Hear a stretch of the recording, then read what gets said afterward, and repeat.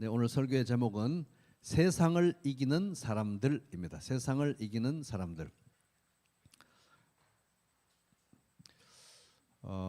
1세기 그러니까 서기 100년 이전에 초대교회 중에 초대교회 시대에도 과연 로마 제국에 기독교 박해가 있었는가 뭐 이런 거에 대해서 그때 무슨 기독교 박해가 있었겠느냐. 로마 제국의 어떤 종교 정책이라든지 이런 것들은 다양한 신들을 인정하고 다양한 종교들을 인정했는데 그 당시 기독교가 뭐 아주 초기 형태인데 무슨 그런 핍박이 있었겠느냐 이런 얘기를 하기도 합니다.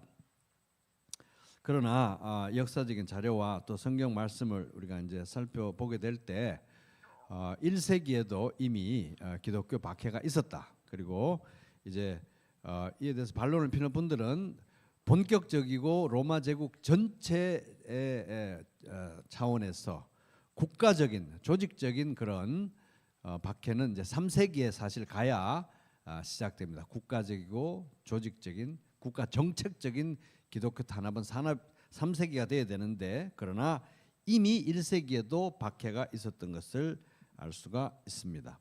1세기에 이제 기독교를 박해했던 이제 황제들 두 명이 대표적인 황제 두 명이 있는데 한 명은 네로 황제, 우리 유명한 사람이죠. 네로, 폭군 네로. 그리고 한 명은 도미티안입니다. 따라볼게요. 도미티안 황제. 그래서 네로와 도미티안이 제일 이제 기독교 박해로 유명합니다.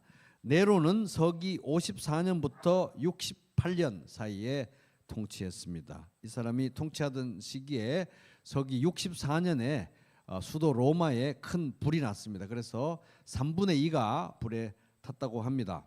64년. 그래서 이제 뭐 불을 누가 냈냐 이러다가 폭군 네로가 제정신이 아니라서 이제 불질러 놓고 자기 뭐 시 쓴다고 일부러 방화한 거 아니냐 뭐 이런 소문도 돌고 민심이 흉흉해졌습니다. 그러나 이제 네로는 어쨌든 이제 이런 상황을 수습하고 민심을 안정시키기 위해서 희생양을 찾기 시작했는데 그게 바로 이제 기독교인들, 교회가 희생양이었습니다.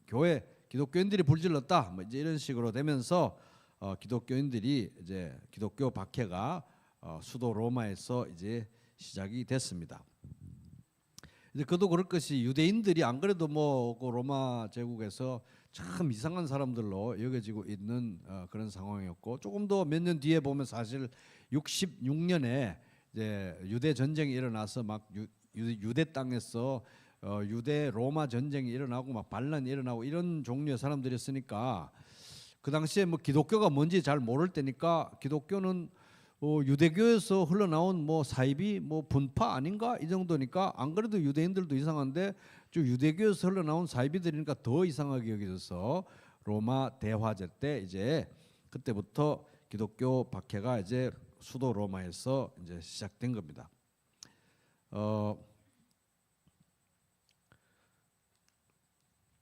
이런 상황에서 이제 대표적인 그 희생양이 이제 베드로였죠. 베드로가 이때 순교합니다. 64년에서 67년 사이, 그러니까 64년은 불이 났을 때고 68년까지 네로 황제가 통치했으니까 보통 한 64에서 67 사이에 베드로가 순교하지 않았겠느냐 이제 이렇게 얘기합니다.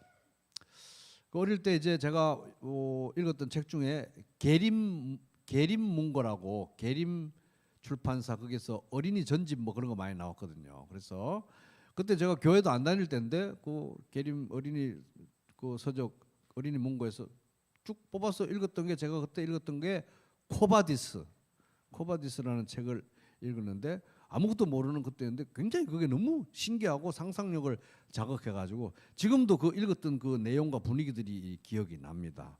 그게 이제 바로 이제 그때는 뭐 코바디스니까 이제 이 과자 이름인가 이제 어쨌든 코바디스 이제 이게 라틴어로 제가 뭐 라틴어를 잘 하지는 못하지만 쿠오 와디스 도미네 이런 말의 이제 줄임 표현인데 쿠오 어디로 와디스 갑니까 도미네 주님 이제 이런 유명한 표현의 이제 줄임 표현으로 쿠오 바디스 이렇게 주여 어디로 가시나이까 이런 제목입니다. 근데 여기에 이제 내용이 네로 황제 때 로마 대화제가 내고 로마에서 박해가 일어나고 베드로가 순교하고 그 와중에 이제 그 작가가 이제 등장 인물을 이제 상상력으로 이제 해서 등장시켜서 거기에 이제 애틋한 그런 사람들의 관계도 있고 뭐 그런 얘기입니다.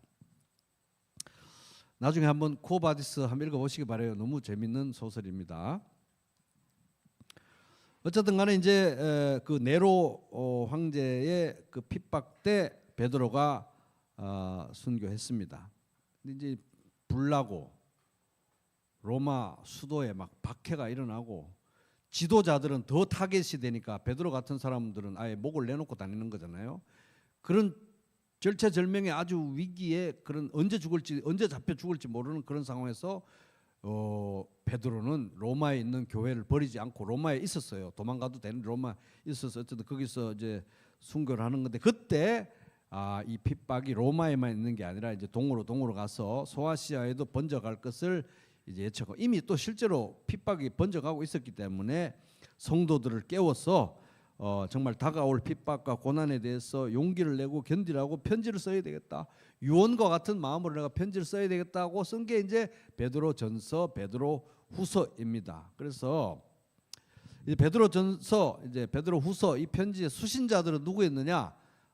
묘하게도 우리가 요즘 이제 에베소라는 도시에 터키 서해 안에 있는 그 에베소라는 도시에 많은 관심을 가지고 있는데 이 베드로전서 후서의 수신자들은 누구였냐 보면 베드로전서 1장 1절 예수 그리스도의 사도인 베드로가 본도와 갈라디아와 갑바도기아와 아시아와 비두니아에 흩어져 사는 나그네인 뜨내기들처럼 나그네처럼 사는 이런 정처 없이 살아가는 핍박받는 형제들에게 나그네인 택하심을 입은 자들에게 편지 씁니다.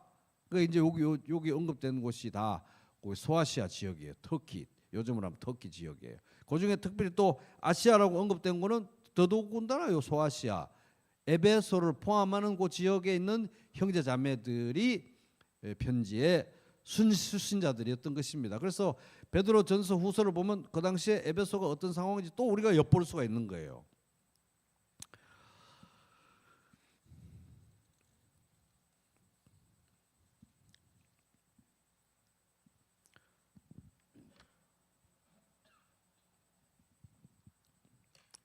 그래서 이제 이 로마 대화제 이후에 이미 반기독교적인 정서가 이렇게 조직적이고 국가적이지는 않지만 아직까지 3세기가 되기 전까지는 지역적으로 암암리에 아주 들불처럼 밑바닥으로 이렇게 번져가고 있었다는 걸 알 수 있는 게 이미 핍박받고 있는 이 소아시아의 성도들에게 베드로가 이렇게 편지합니다. 베드로전서 3장 14절 그러나 여러분이 의를 위하여 고난을 당하면 이미 고난 당하고 있었고 더 고난이 세질 거니까 의를 위하여 고난을 당하면 여러분은 복 있는 사람들입니다. 그들의 위협에 두려워하지 말고 불안해하지 마십시오. 자기도 지금 간당간당 하는데 이 편지 쓰는 거예요 지금. 베드로전서 4장 16절 그러나 여러분이 그리스도의 사람으로 고난을 받는다면 예수 믿는 것 때문에 고난을 받는다면 부끄러워하지 말고 도리어 그 이름으로 하나님께 영광을 돌리십시오. 예수 이름 때문에 내가 구원 받는다는 것 때문에 오히려 자랑스럽게 생각하십시오. 편지 썼습니다. 그래서 이미 시작됐던 이 박해가 얼마나 고난이 얼마나 심했는지 베드로는 이거를 그냥 기억하기 쉽게 불시험이라고 합니다. 따라볼게요. 불시험이라고 묘사합니다. 베드로전서 4장 12절 사랑하는 자들아 너희를 연단하려고 오는 불시험을 예수 믿는 사람들은 반드시 불시험을 당할 수밖에 없는데 예수 이름 때문에 박해를 당할 수밖에 없는데 이 불시험을 이상한 일 당하는 것처럼 왜 나에게 왜 이런 일이 이러지 말고 누구든지 예수 믿으면 당하는 걸로 알아라는 거예요. 이상한 일 당하는 것 같이 여기지 말고 불시험이라고 묘사합니다. 이미 시작된 거예요. 그리고 이제 이 로마 대화제 이후로 그 로마에 불낸 사람들 아니야 저 사람들 이런 이제 기독교인들에 대한 굉장히 부정적인 그 소문과 루머와 유언비어가 막 퍼져 나가기 시작했습니다. 그래서 굉장히 부도덕한 사람들, 이상한 기괴한 사람들로 이 기독교인들이 묘사되고 오해를 받았습니다. 예를 들어 가지고 이렇게 보면은 어디 집에 모여 가지고 뭐 예배 이제 우리는 예배 드리는 건데 집에 모이는데 남자들도 잔뜩 가고 여자들도 남녀가 그냥 모여 가지고 노래하지요. 뭐 또 남녀가 함께 모여서 교제한다고 그러죠. 남녀가 또 함께 모여서 그때 세족식 있었잖아요. 발 씻어주지 서로. 그리고 막 남녀가 함께 모여서 서로 사랑하자고 그러지. 이상한 사람들. 굉장히 타락한 이상한 집단이구나. 그리고 또 뭐 모여가지고 이제 그러니까 뭐 약간이라도 이상하게 되려면 안 좋은 소문 퍼뜨리는 거예요. 또 모여가지고 우리는 이제 예수님의 몸과 피를 상징하는 성찬 대하잖아요. 그리스도의 살과 피를 먹고 마시는 자마다 영생이 있고 뭐 이러니까 저거 인육을 먹나? 인육을 먹는 살인 그런 사람들인가? 식인종 습관이 있나? 그런 막 습관이 그런 소문이 막 흘러가니까 굉장히 부도덕한 사람들로 굉장히 이상한 사람들로 소문이 났습니다. 그렇기 때문에 그 성도들이 흩어져서 살면서 행실이 굉장히 중요했어요. 건강하게 도덕적인 삶을 사는 게 매우 중요했습니다. 그래서 베드로가 말합니다. 여러분은 이방 사람들 가운데서 행실을 바르게 하십시오. 안 그래도 오해받는데 오해받을 짓 하면 안 됩니다. 일 대충 하고 눈 속이고 그러면 안 됩니다. 행실을 바르게 하십시오. 그렇게 해야 그들은 여러분들로 악을 행하는 자라고 욕하다가도 이미 지금 악을 행하는 자라고 욕을 하고 있었다는 얘기거든요. 이 거짓된 소문으로 악을 행하는 자라고 욕을 하다가도 여러분의 바른 행위를 보고 하나님께서 찾아오시는 날에 하나님께 영광을 돌릴 것입니다. 그들이 예수 믿든지 돌이킬 기회라도 얻을 거 아니겠습니까? 그런 상황이다 보니까 이제 뭐 일터에서 이웃 사이에서 예수 믿는 사람들은 그 주변 사람들에게 주변 사람들의 시선이 따가운 시선, 이상한 사람들이야. 미심쩍은 눈으로 보든지 좀 왜 저러는 거야? 따가운 시선으로 보든지 아니면 어떻게 밀고 해가지고 저 우리 동네에서 아주 떠나게 만들어야지 그런 시선으로 항상 이제 그런 시선을 받았고 그나마 좀 다가와서 말이라도 질문이라도 해보고 뭐 의심을 하든 미워하든지 하고 싶은 그런 종류의 사람들은 다가와서 뭐 칭찬하거나 그런 건 아닙니다. 대부분 내가 뭐 당신 해주려고 하는 건 아닌데 궁금해서 그래요. 궁금해서 맨날 그 모여가지고 남녀들이 모여가지고 발 씻어주고 막 그렇게 뭐 살을 먹느니 피를 마시느니 뭐 하는 겁니까 도대체? 뭘 믿고 도대체 뭘 하자는 거예요? 드러나 봅시다. 이런 식으로 이제 미심쩍고 그런 따가운 그런 질문들을 이제 받았던 거예요. 그럴 때 이제 잘 대답해야 되는 것입니다. 복음에 대해서, 예수 그리스도의 정체성에 대해서. 그렇기 때문에 이렇게 말합니다. 베드로가 너희 마음에 그리스도를 주로 삼아 거룩하게 하고 너희 속에 있는 소망에 관한 이유를 묻는 자에게는 대답할 것을 항상 준비하되 온유와 두려움을 하고. 그래서 이 말씀은 뭐 성도가 이 땅에서 예수 믿고 잘 살고 예수 믿고 복 받아가지고 돈도 벌고 애들도 잘 되고 출세도 하고 아프지도 않아요. 아파도 금방 나. 그래가지고 이 세상에서도 예수 믿고 복 받고 잘 살고 다음 세상에서도 천국 갈 티켓까지 받아가지고 이 세상에도 떵떵거리고 예수 믿고 떵떵거리고 살고 저 세상에서도 잘 살고 그러는데 그런 복을 나도 어떻게 받을 수 있어요? 이렇게 묻는 질문이 아닙니다. 이거 이런 질문을 대답하라는 게 아니에요. 그런 상황이 아니었던 것입니다. 이 문맥을 보면은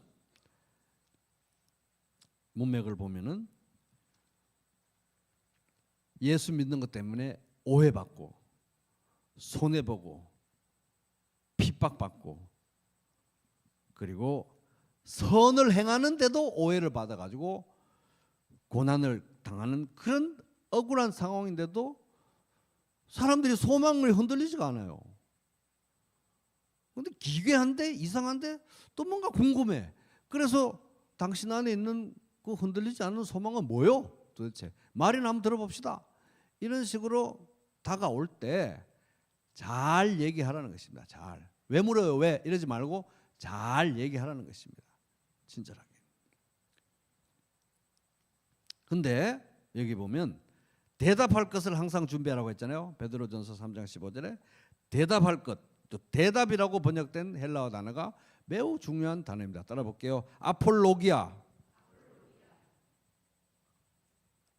아폴로기아라는 단어가 대답이라는 단어로 써요. 아폴로기아는 법정 용어입니다. 법정에서 변론하다, 변정하다, 변호하다 이런 뜻이에요. 아폴로기아. 그래서 이 아폴로기아라는 단어에서 기독교 변증이라는 단어가 나왔습니다. apologetics라는 단어가 나온 거예요. 아폴로기아. 이 변증하라는 거예요. 변증. 우리가 이상한 사람들 아니고요. 우리가 믿는 예수 그리스도는 왜 하나님의 아들이신지, 왜 성육신 하신 하나님이신지, 왜 이분을 믿어야 영생을 얻는지 아폴로기아, 변증하라는 거예요. 변증.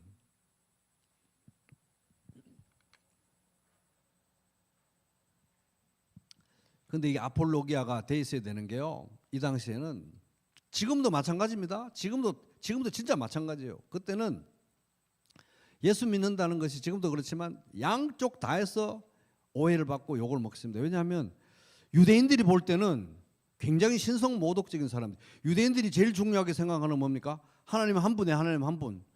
유일하신 하나님이에요. 근데 이 기독교인들은 예수 그리스도가 성육신 하신 하나님,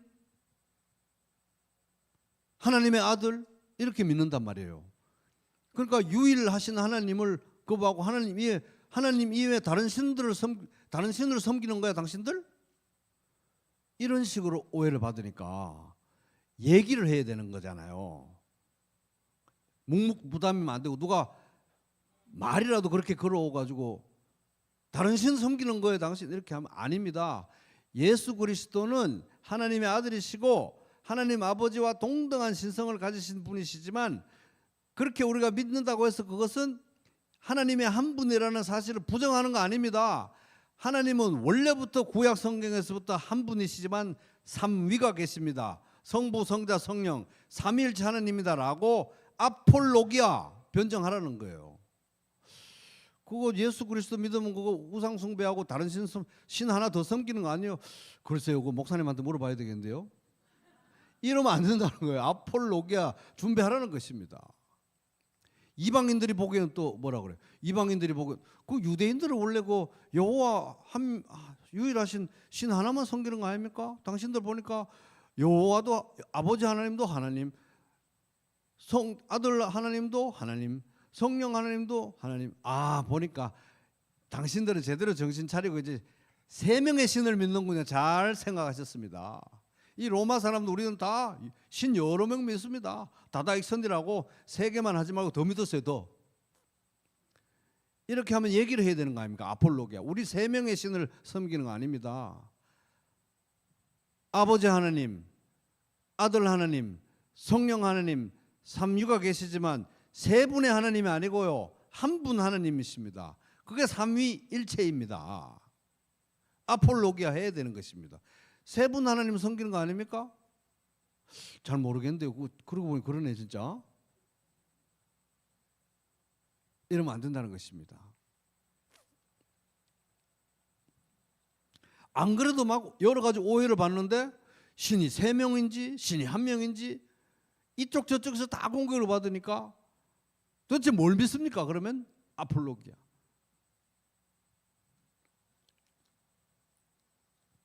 그래서 여기 대답할 것을 항상 준비하라는 말은 핍박과 오해와 애매한 고난의 상황을 전제한 명령인 것입니다. 그래서 여러분도 당신들은 교회 다니면서 신을 세 명 믿는 거지요? 이렇게 하면 글쎄요 이러지 말고 아폴로기아 대답할 것을 단단히 준비해 놓으시기 바랍니다.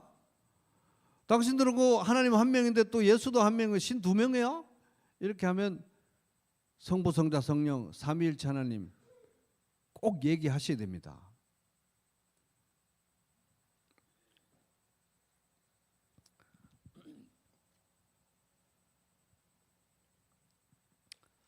그래서 이제 이 아폴로기아 이 변정 최소한의 복음에 대해서 예수 그리스도에 대해서 내가 이야기하고 설명할 수 있는 게 너무너무 필요했던 이유는 그때나 지금이나 핍박도 핍박인데 온갖 이단 사이비와 거짓 가르침들이 너무 많았어요. 그래가지고 이 베드로가 진짜 유언 중에 유언, 이 베드로 후서입니다. 베드로 후서는 전서보다 다음에 쓴 거니까 유언 중에 유언 제일 마지막에 쓴 이 책에서 거짓 교사들이 때로 몰려온다.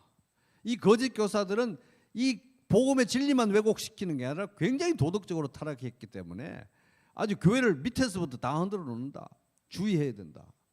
그러면서 너희가 예수님께로부터 받은 또 사도들이 전해준 그 바울이 말했던 이 복음 외에 다른 걸 전하면 저주를 받을지 했던 바로 이 복음에 굳게 붙들고 있어야 됩니다. 이거를 자기가 지금 언제 잡혀서 죽을지 모르는 그런 상황에서 편지 썼습니다. 사랑하는 여러분, 나는 여러분에게 이 두 번째 편지 베드로후서 씁니다. 두 편지로 나는 여러분의 기억을 되살렸어. 여러분의 순수한 마음을, 이 순수한 믿음을 일깨우려고 합니다. 지금 물론 핍박과 환난 속에서 애매하게 고난 받으면서 삶에 시달려서 생활고에 시달려서 복음이 뭔지 까딱 잊어버렸을 수 있는데 그 순수한 믿음을 일깨우려고 합니다. 그렇게 해서 거룩한 예언자들이 이미 예언한 말씀과 주님이신 구주께서 여러분의 사도들을 시켜서 주신 계명을 여러분의 기억 속에 되살려주려고 하는, 원래 그 믿음으로 돌아가시고 그것을 붙드십시오 얘기한 것입니다. 그래서 이제 1세기 로마 제국의 기독교 박해 가장 유명한 두 명의 황제, 첫 번째는 이제 네로 54년에서 68년, 두 번째가 누구라고 그랬죠? 도미티안. 따라해볼게요.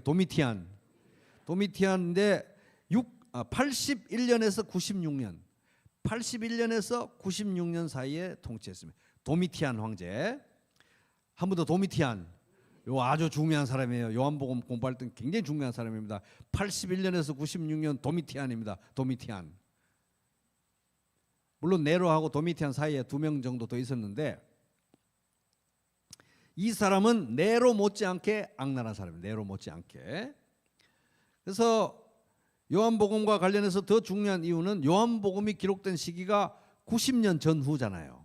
도미티안은 81년에서 96년 통치했으니까 사도 요한이 요한복음 쓸 때가 황제가 누구였다고요? 도미티안 황제 통치할 때 사도 요한이 요한복음 쓴 거예요.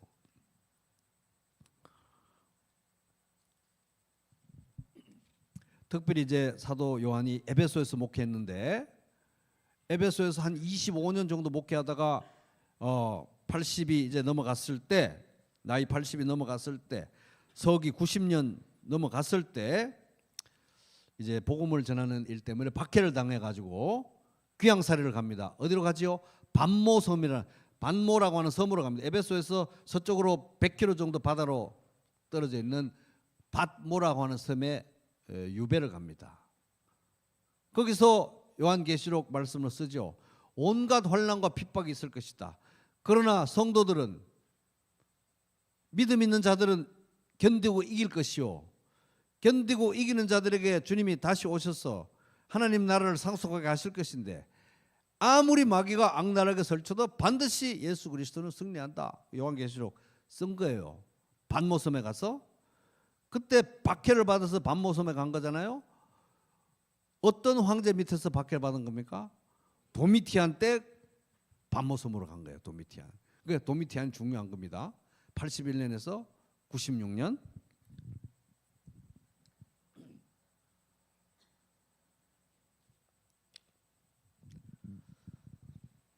이 도미티안이라는 사람은 이 예수 믿는 사람들에게 엄청난 스트레스 준 사람, 굉장히 예수 믿는 사람들 굉장히 힘들게 한 사람이에요. 이 사람은 자기 권력에 대해서 아주 악랄하게 집착하는 사람이었습니다. 그래가지고 하여튼 뭐 이 도미티안 황제 앞에, 이거 책은 안 나오는데 제가 이제 작가적 상상력을 발휘했어. 이 황제 앞에서 눈을 약간 삐딱하게 뜨면 죽는 거예요. 이제 너는 나에게 위협적인 존재다. 눈을 왜 그렇게 뜨냐 이거예요. 이제 예를 들면 그렇다는 거예요. 그러니까 이 사람이 하여튼 자기 권력에 약간이라도 위협이 될 만하거나 비판하거나 지휘 고하를 막론하고, 또 나하고 가깝든 멀든 심지어 친척 친구들도 가차없이 처형하는 그런 종류의 왕이었습니다. 도미티안. 그러니까 막 늘 이 자아 정체성이 불안하니까 이 사람은 하여튼 탁 보고 막 위험하다? 죽이는 거예요. 친척이고 뭐가 없어요. 그러다 보니까 점점 더 권력에 미쳐가서 이제 자기 권력을 신성시하기 시작합니다. 그래서 보통 이제 로마 황제들은 죽고 나면 신으로 승진하는데 이 사람은 셀프로 살아있을 동안에 신으로 나 승진할래. 그래가지고 나는 살아있을 때 신으로 모셔다오. 싫어? 그러면 이제 사형이에요, 사형. 그래서 자기한테 뭐라고 부르라고 했냐 하면은, 제가 라틴어는 잘 못하지만 이렇게 부르라고 했습니다. 도미누스 에트 데우스, 이렇게 부르라고 했어요. 도미누스는 주님, 에트는 그리고, 데우스는 신. 도미티안 나한테는 도미누스 에트 데우스라고 불러라이. 그 말은 뭐예요? 당신은 나의 주님이시오, 신이십니다. 이렇게 말하라고 한 거예요.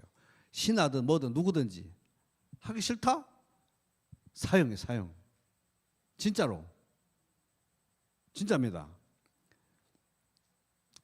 그래가지고 지위 고하를 막론하고 가깝든 말든 귀족이든 뭐 평민이든 사형을 했는데, 그래가지고 이 사람은 기독교인 아닌 사람도 이 사람을 싫어했어요. 너무 해가지고. 야, 정말 악랄하다. 비기독교인들도 도미티안을 너무너무 싫어한 거예요.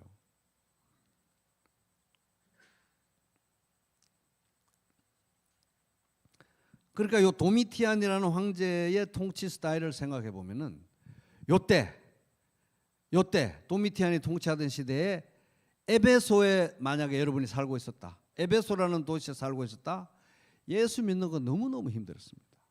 진짜 힘들었습니다. 왜냐하면은 에베소는 이미 도미티안 없을 때부터도 그 전에 아르테미스, 아데미신 여신을 모시는 곳이라 그랬잖아요.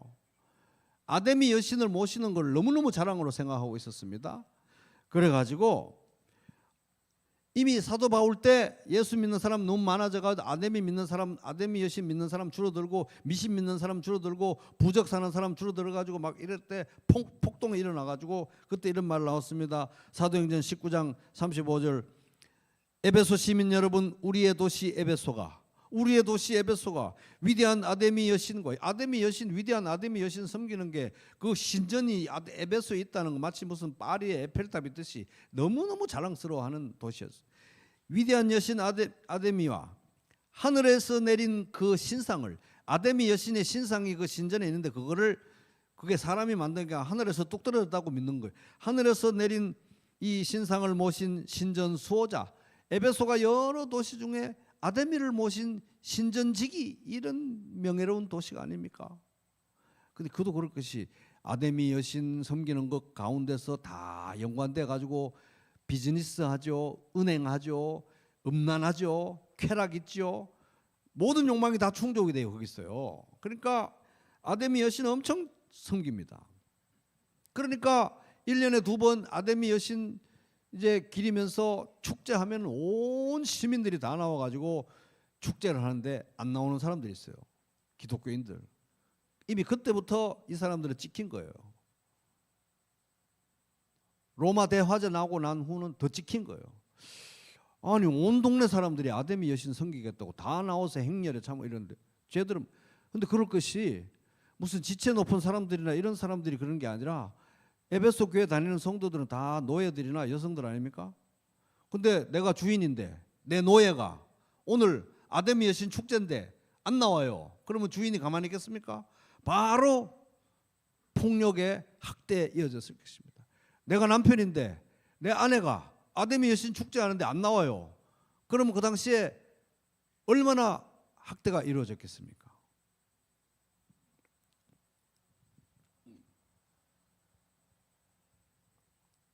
그래가지고 이때쯤 돼가지고는 기독교인들을 뭐라고 불렀냐 하면 무신론자라고 불렀어요. 무신론자. 왜냐하면 로마에는 신들이 많잖아요. 많은 신들을 다 섬겨야 돼요. 그래서 많은 신들을 다 인정하고 돈의 신, 쾌락의 신, 권력의 신, 승진의 신, 외모의 신, 인기의 신, 먼 신 다 인정하면 괜찮아요. 근데 이 사람들은 하나님만 신이래요. 예수 그리스도만 주님이래요. 그러니까 다른 신들을 다 무시하니까 이 사람들은 이상한 무신론자야라고 무신론자로 낙인을 찍혔습니다.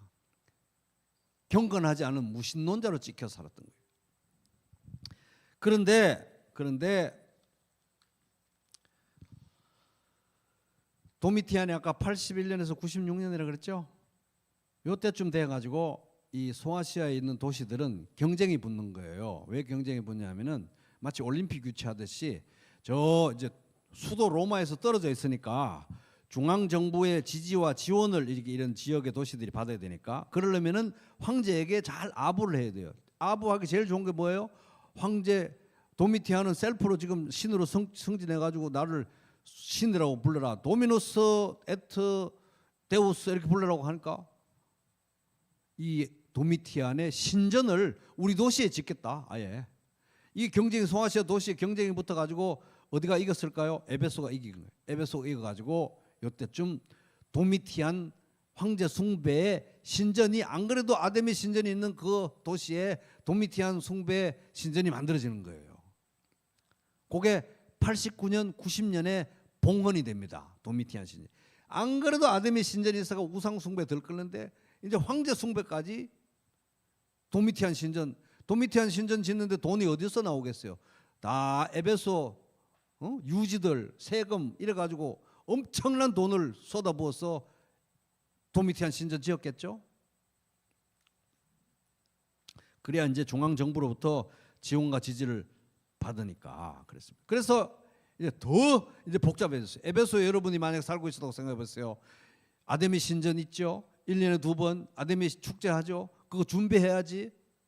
플러스로 해가지고 도미티안 이 황제 숭배까지 준비를 해가지고 난리를 쳐야 돼요. 왜냐하면 귀족들이 돈을 막 쏟아부어가지고 신전 지어놨으니까 자기들도 신전 짓고 황제한테 아부했으니까 본전을 빼야 되니까 사람들 착취해가지고 더 열심히 도미티안 신전 숭배하고 해야 되는 거 아닙니까? 그런데 이 사람들은 안 나와요. 이 노예들하고 이 여성들이 무자비한 폭력과 학대 대상이 됐던 것입니다. 이웃에게 따돌리면 뭐 말할 것도 없고.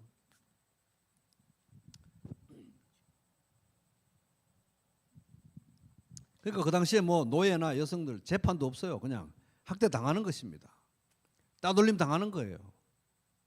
우리 도시가 좀, 에베소 도시가 좀 잘해보자고 도미티안 신전도 짓고 했으면 좀 황제 보기에도 기쁘게 이게 좀 황제 숭배 잘해야 되는데 삐딱선을 타는 저런 예수 믿는 이상한 사람들이 있단 말이에요.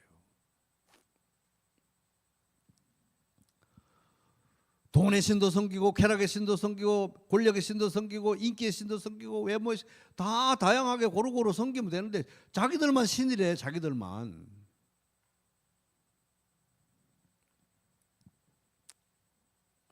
그런데 제일 힘들었던 것은 뭐냐 하면 이 도미티안은 아직 죽지도 않았는데도 불구하고 도미누스 에트 데우스라고 부르라는 거예요. 나의 주님이시요 나의 신이십니다.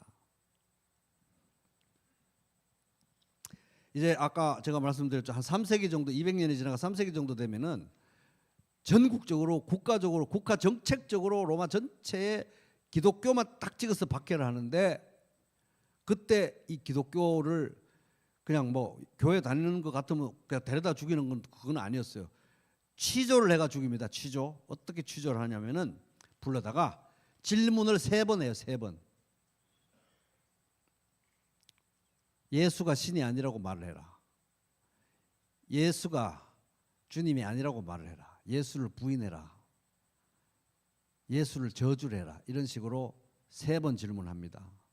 그럼 처음 질문하면 망설이겠죠. 2번 질문하면 이러겠죠. 3번 질문하면 네 맞아요. 당신 말이 맞아. 그렇게 하면 재판 안 받는 거예요. 예수를 부인해. 저주해. 3번 다 못하겠는데 이러면 교회 지도자들은 사형. 교회 지도자 아닌 사람들은 재산 몰수든지 뭐 곤장을 맞든지 그렇게 핍박을 했대요. 3세기에는. 근데 그게 3세기에 어느 날 갑자기 생겼겠어요? 이미 벌써 계속 되어 왔던 거예요. 요 당시에는 이제 어떻게 했겠습니까? 다 노예들이고 여자들이고 막 이러니까 남편들이나 주인들이 도미티안 황제가 도미누스 에트 데우스라고 말해봐. 말하면은 괜찮아요. 도미티안이 나의 주님이시오, 나의 신이라고 말 안 하면 학대를 당하는 것입니다. 사형은 그때까지는 없었겠죠. 무자비한 학대를 당했을 거예요. 그런 핍박이 이미 팽배한 그런 시대였던 것입니다.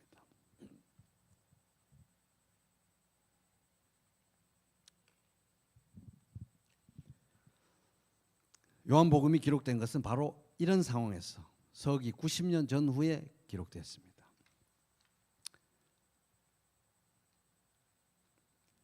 요 당시에 이 영적 그 상태와 처지는 예수 믿는 성도들을 가장 아프게 공격하는 게 바로 뭐냐 하면 예수의 정체성과 관련된 공격이었어요. 왜? 예수 믿는 성도들은 예수님이 나의 주님이시오, 나의 하나님이시라고 다 하는 거잖아요. 근데 그 사람들에게 비수를 찔러요. 도미티안이 도미누스 에트 데우스라고 말해봐. 도미티안 황제가 주님이고 신이라고 말을 해라. 예수의 정체성과 관련해서 비수를 찔러요. 그래서 많은 사람들이 믿음을 버렸고 바로 이 문제에 흔들려 가지고 예수의 정체성과 관련해서 흔들려 가지고 교회들이 무너졌고 성도들이 무너졌고 1세대, 2세대, 3세대가 무너졌고 2세대, 3세대들은 바울 배신하고 배도의 길을 갔고 4세대들은 훅 불면 날아가는 이래가지고 뭐 신흥종교, 기독교, 예수 믿는 거 곧 끝나겠네 하는 상황이 됐던 것입니다. 문제는 바로 예수의 정체성과 관련된 거였어요. 가장 공격하기 좋은 건수, 예수의 정체성, 가장 넘어지기 쉬운 질병, 예수의 정체성과 관련된 문제, 회복의 유일한 길, 예수의 정체성에 관한 바른 신앙인 것입니다. 예수가 그리스도고 하나님의 아들이고 그것을 믿으면 생명을 얻는다. 예수는 바로 성육신하신 하나님이다. 이거에 대한 바른 신앙의 회복이 이들의 유일한 회복의 길이었던 것입니다.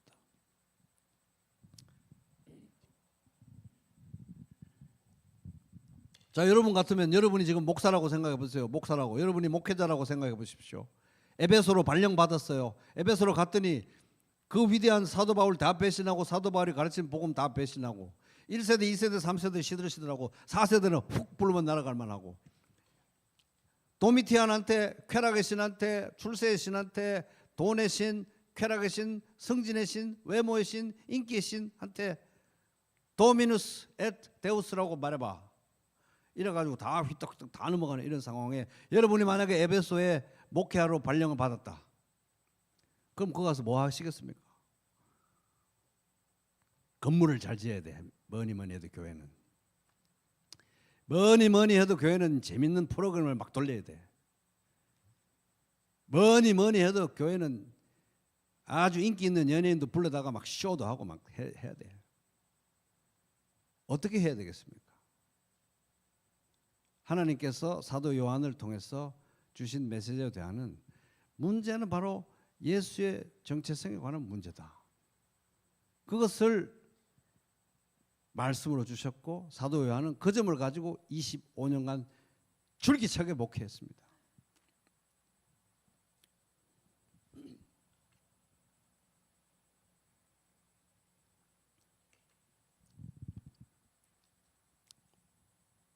요새 이런 에베소 같은 이런 교회에서 역시 뭐래도 세상 사람들이 인정해주는 여러 종류의 사회 참여 프로그램과 뭐 막 돌려가지고 이렇게 눈을 그냥 휘둥그레지게 돌려놔야 돼. 그런 게 아니라 사도 요한은 철저하게 예수의 정체성과 관련돼서 사역했고 그것의 정리를 최종 결산으로 요한복음을 이제 썼는데 목적이 바로 예수의 정체성에 관한 올바른 신앙의 회복.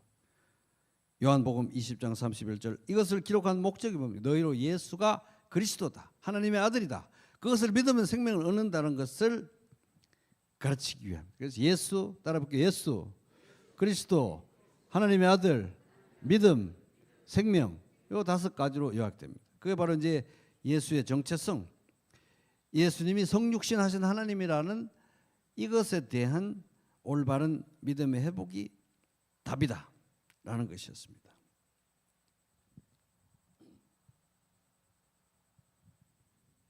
바로 그것 때문에 무너졌기 때문에. 그래서 사도 요한은 단도직입적으로 태초에 말씀이 계시니라. 이 예수라는 우리가 믿는 이분은 베들레헴에 태어났을 때 그때 새로 생긴 신이 아니고 이미 성육신 이전에도 태초에 말씀이 계시니라 하나님의 로고스로서 하나님의 모든 뜻을 말씀하시고 알려주시고 구현하실 분으로서 로고스로서 영원히 존재하고 계신 하나님과 동등하신, 그러나 아버지와 구분되는 아들 하나님으로 영원히 계셨던 분이다. 그렇게 시작합니다. 그가 태초에 하나님과 함께 계셨고 만물이 그로 말미암아 지음받았다. 이분은 창조주라는 거예요. 만들어진 신이 아니고 모든 피조물들을 만드신 신이다 하는 것입니다. 그래서 요한복음을 읽어 나가다 보면 바로 이 제자들의 영적 성장이라는 것은, 제자들의 믿음의 성장이라는 것은, 요한복음에 나오는 제자들의 신앙의 성장이라는 것은, 믿음의 성장이라는 것은 다 예수에 대해서 어떤 생각을 갖느냐, 예수의 정체성에 대해서 어떤 믿음을 갖느냐, 예수의 정체성에 대해서 내가 어떻게 반응하느냐가 신앙의 성장의 요체이고, 다양한 인간 군상들이 나오고 예수의 정체성에 대해서 다양하게 반응하고 다양하게 행동하는 모습들이 나옵니다. 근데 아까 학습 목표가 20장 31절 예수의 정체성에 관한 건데, 예를 들어서 이런 거죠. 선생님이 1시간 수업을 하고 끝나고 나면 학습 목표가 달성됐을 때 이렇게 되기를 바란다고 원했던 결과치가 뭐냐 하면은, 학습 목표는 이제 예수의 정체성에 대해서 바르게 신앙 정립하는 건데, 그것을 가르쳤을 때 학생들에게서 어떤 결과가 나오기를 원하느냐, 그 결과치, 기대하는 결과치가 바로 요한복음의 기록 목적 20장 31절 바로 앞에 구절에 나와요. 그게 바로 뭐냐 하면, 여러 종류의 사람들이 여러 방식으로 예수에 대해서, 정체성에 대해서 반응하다가 결국 그 중에 12제자 중에 제일 의심 많은 삐딱한 도마가, 나는 말이에요 부활하신 예수님 부활했다고 하니까, 나는 예수님 부활했다고, 나는 그분이 뭐 창에 찔리고 손에 했는데 거기다 손을 한번 쑤셔 넣어 보기 전에 내가 못 믿어, 이렇게 했던 의심 많은 도마가 결국에는 쭉 가서 믿음이 성장해서 20장 28절에 도마가 대답하여 이르되 나의 주님이시요 나의 하나님이시니다. 나의 주님이시요 나의 하나님이시니다. 시작. 이게 바로 학습 목표인 것입니다. 이런 고백을 할 때까지 이것이 기대하는, 이것이 바라는 결과치인 것입니다. 여러분 저를 한번 보세요. 여러분 막연하게 신이 있어요. 신이 보이지도 않아요. 그냥 구름같이 안개처럼 떠돌아다녀요. 주야 이러면서 뭐 신이 뭐 어떻게 생긴지도 몰라요. 막연하게 안개같이 주야 이러면서 막 기도를 막 해요. 하고 싶은 얘기를 다 해. 근데 많은 경우에 그렇게 야단을 쳐도 막연한 대상을 향해서 외치는데 사실은 나에게 하는 얘기일 수도 있고요, 내가 원하는 어떤 돈을 향해서 하는 얘기일 수도 있고요, 굉장히 애매모호합니다. 근데 막연한 하나님이 아니고, 막연한 신이 아니고, 우리 인간은 그런 막연한 신을 그렇게 섬길 수가 없어요. 그래서 하나님께서 예수님을 성육신하게 하시는데, 이렇게 지금 우리가 만날 예수님은 제가 외모가 어떤지를 상상이 안 가는데 요즘에 어떤 남자분하고 닮았을 것 같아요. 왜냐면 남자였으니까. 남자죠? 남자입니다. 요즘에 어떤 남자분하고 닮았을 것 같아요. 만약에 예수님 다시 오시면. 근데 부활하신 사람의 몸을 가지신 근데 하나님이에요.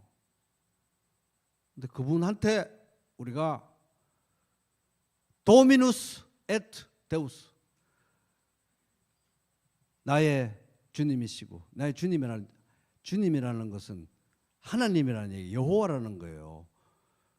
나의 주님이시고 나의 하나님이십니다. 눈에 이렇게 요즘에 어떤 남자분하고 비슷하게 생긴 분한테 가서 무릎을 꿇고 그 발에 내가 입을 맞추면서 나의 주님이시고 나의 하나님이십니다. 이게 진짜 신앙인 것입니다. 그러라고 예수님이 성육신 하신 거예요. 막연한 어떤 대상에게 주야 이게 아니고요. 내 마음대로 막 하나님을 그려내라는 게 아니라 요즘에 어떤 남자분같이 비슷하게 생겼을 수 있습니다. 그의 발 앞에 무릎 꿇어서 도미누스 에트 데우스, 나의 주님이시고 나의 하나님이십니다. 이게 지금 요한복음의 전체의 학습 목표라는 것입니다. 이것 때문에 교회가 무너졌고 이게 안 됐어. 이것 때문에 교회가 살아날 것입니다.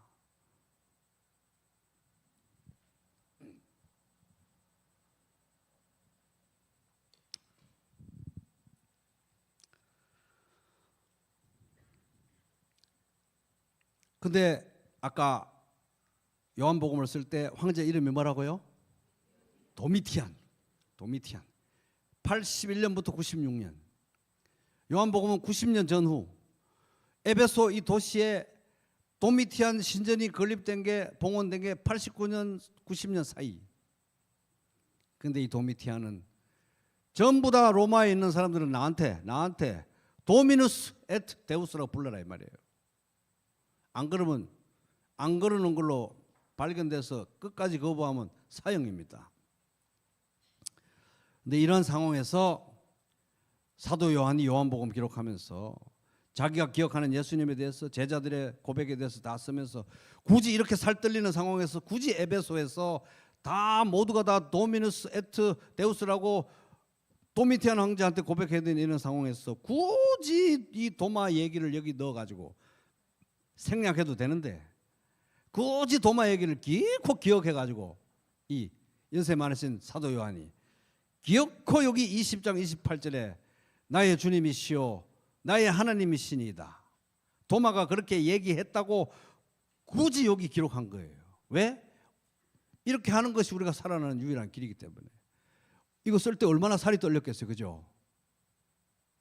근데 이제 우리가 역사적 인과관계는 뭐 확실히 증명할 수 없으나 요한복음 쓰고 얼마 안 돼 가지고 밤모섬으로 유배 갔습니다.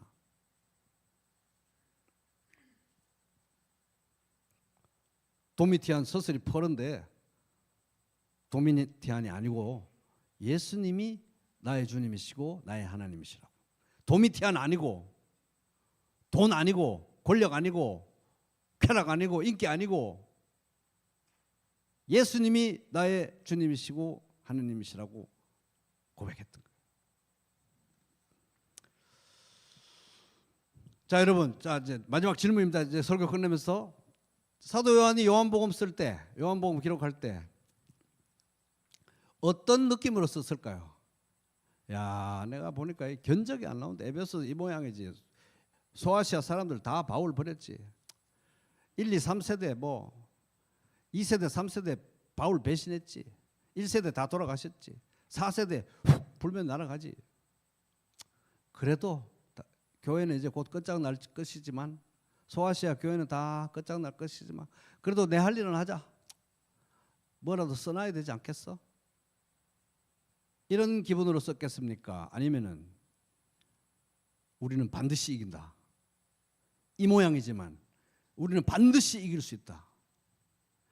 승리에 대한 확신을 가지고 기대와 가슴이 막 콩닥콩닥 두근해가지고 썼을 것 같아요. 어떤 기분으로 썼을 것 같아요? 1번, 2번인 것입니다. 그거 우리가 어떻게 알 수 있느냐? 요한복음 쓰고 요한계시록 사이에 썼던 게 요한서시서인데 요한1서 5장 4절 자 보세요.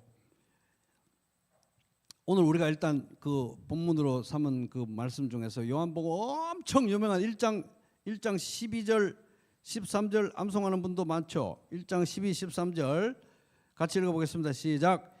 영접하는 자 곧 그 이름을 믿는 자들에게는 하나님의 자녀가 되는 권세를 주셨으니 이는 혈통으로나 육정으로나 사람의 뜻으로 나지 아니하고 오직 하나님께로부터 난 자들이니라. 아예 요한복음 모두에부터 이렇게 썼어요. 예수님에 대해서 이렇게 씁니다. 예수님 믿고 구원받는 것에 대해서 이렇게 썼습니다.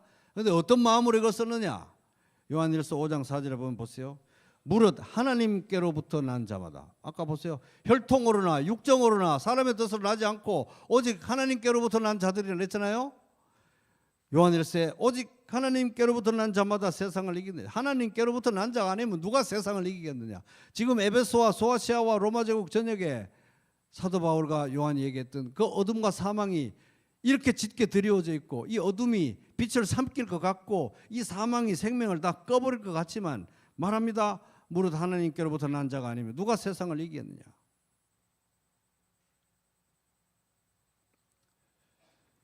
세상을 이기는 승리는 이것이니 우리의 믿음이니라. 이 사람 지금 곧 돌아가시게 생겼어요. 곧 돌아가시게 생긴 이 사도 요한이, 걸어서 교회도 못 가시는 사도 요한이 세상을 이기는 승리는 이것이니 우리의 믿음이니라. 예수께서 하나님의 아들이심을 믿는 자가 아니면, 여러분 예수님이 하나님의 아들이심을 믿으시죠? 예수께서 하나님의 아들이심을 믿는 자가 아니면 세상을 이기는 자가 누구냐? 영접하는 자고 그 이름을 믿는 자들에게는 하나님의 자녀가 되는 권세를 주셨는데, 예수께서 하나님의 아들이심을 믿는 자가 아니면 도대체 누가 세상을 이긴단 말이냐 이거예요. 그래서 사도 요한은 어둠과 사망이 꽉 깔려가지고 막 훅 불면 4세되고 뭐고 이제 전부 다 끝날 것 같은 상황이지만 반드시 우리는 이길 수밖에 없다. 왜? 이 어둠이 참 빛을 집어삼킬 수 없기 때문에, 이 사망이 참 생명을 집어삼킬 수 없기 때문에, 이 어둠과 사망이 예수 그리스도 안에 있는 참 빛과 참 생명을 꺼뜨릴 수 없기 때문에, 그를 믿고 거듭난 자들도 마찬가지다 하는 것입니다. 그래서 사도 요한은 1세대 오순절 부흥 경험한 분들 다 돌아가셨습니다. 2세대 3세대는 바울 배신하고 복음을 버렸습니다. 4세대는 훅 불면 날아갈 것 같아요. 그렇지만 한 명이면 된다는 생각을 했습니다. 옆 사람한테 눈을 막 부라리면서 한 명이면 됩니다 하며 얘기하세요. 한 명이면 된다. 왜냐하면 하나님께로부터 난 자가 아니면 세상을 누가 세상을 이기겠느냐. 예수가 하나님의 아들이신 것을 믿는 자가 아니면 누가 세상을 이기겠느냐. 이런 마음으로 영접하는 자, 곧 그 이름을 믿는 자들에게는 하나님의 자녀가 되는 권세를 주셨는데, 이거는 혈통으로나 육정으로나 사람의 뜻이 아니라는 거예요. 오직 믿음으로, 오직 은혜로, 오직 성령의 능력으로 하나님께로부터 난 자들인데, 이들이 바로 세상을 이기는 자들이다. 사도 요한이 볼 때 견적이 안 나왔겠지만 인간적인 눈으로 보면 견적이 안 나왔겠죠. 이 로마 제국의 이 기세등등한 이 어둠과 이 사망의 권세를 누가 이기고 어떻게 여기서 신앙이 전수돼 가지고 4세대 5세대로 이어가고 2026년 부평교회까지 어떻게 가겠냐 이 말이에요. 근데 하나님께로부터 난 자가 아니면 누가 세상을 이기겠느냐. 예수가 하나님의 아들이심을 믿는 자가 아니면 누가 세상을 이기겠느냐. 이 믿음대로 된 것입니다.